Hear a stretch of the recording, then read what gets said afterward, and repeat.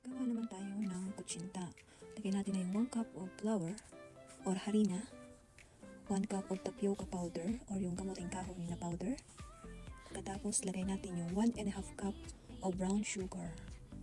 Dito sa ibang bansa, mas mahal yung brown sugar kaysa sa white sugar. Unless dyan sa Pilipinas, mas mahal yung white sugar kaysa sa brown sugar. So, ganun yung pagkakaiba namin dito. So, mix-mix lang. Tapos lagay na natin yung 3 cups of water. Yung water naman, room temperature lang, okay na. So, ito okay lang din naman sa akin kasi parang pang konsumo lang naman namin, try lang naman, pang konsumo sa bahay. Hindi naman actually paninda siya. So, okay na yung sa akin. Tapos mix well lang para matunaw yung asukal na inilagay natin. Kasi yung brown sugar, medyo matagal siyang matunaw. Tapos doon naman sa anato, wala kasi kami dito anato seed. Mahirap siyang hanapin dito sa ibang bansa. So, ang ginamit ko is anato powder. Naglagay lang ako ng mga 1/2 teaspoon. Depende na lang din sa inyo kung gusto niyo na masyadong orange. Tsaka yung lay water na 1 teaspoon. Mix ko na rin siya dyan. Tapos ready lang natin yung mold, yung lalagyan. Nilagyan ko lang siya ng oil. Pwede rin naman ilagay yung butter. Depende din naman po sa inyo kung ano yung gusto niyo ilagay, butter or oil. Okay lang po yan. Basta wag lang didikit yung puto na ilalagay natin sa lagayan. So, ayun na nga. Piniprepare ko na siya.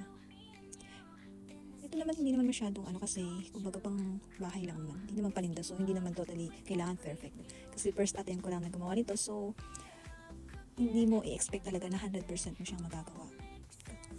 Wala naman naging perfect sa una lang. So kailangan gagawin mo ulit siya para maging perfect. So sinasalin ko na nga rin siya dyan. Tinatansya ko lang din yung paglagay ko dyan kasi hindi na ako gumamit ng measurement para maging pare-pareho siya. Okay lang naman sa akin kung iba malaki, yung iba yung manipis. Pero syempre kapag paninda nyo, kailangan i-measure mo siya para pantay-pantay yung laki niya. Kailangan naka-measure. So ito sa akin kasi kumbaga pang konsumo lang naman namin, kakainin lang naman, so hindi ko na siya mini-measure. Talagang nagsasandok na lang ako para ilagay dyan. So konti o madami, okay lang sa akin. Pero pag paninda nyo, syempre iaano nyo yan. Ayan na.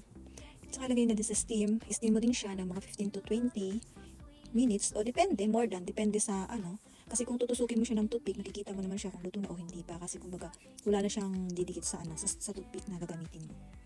Doon mo malalaman na luto na siya. So pagkatapos, ahunin mo na siya, palalamigin, saka mo siya tatanggalin dun sa sa lagayan.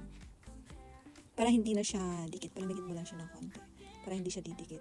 So yung gawa ko, hindi pa siya masyadong, alam mo yun, parang meron pa siyang konting sticky-sticky sa ibabaw kasi nga, nung una, nilagay ko siya, hindi ko nilagyan yung takip ng tela. So, dapat pala may tela yung takip para hindi siya pinapawisan yung ibabaw. So, ayan na yung resulta niya. Thank you for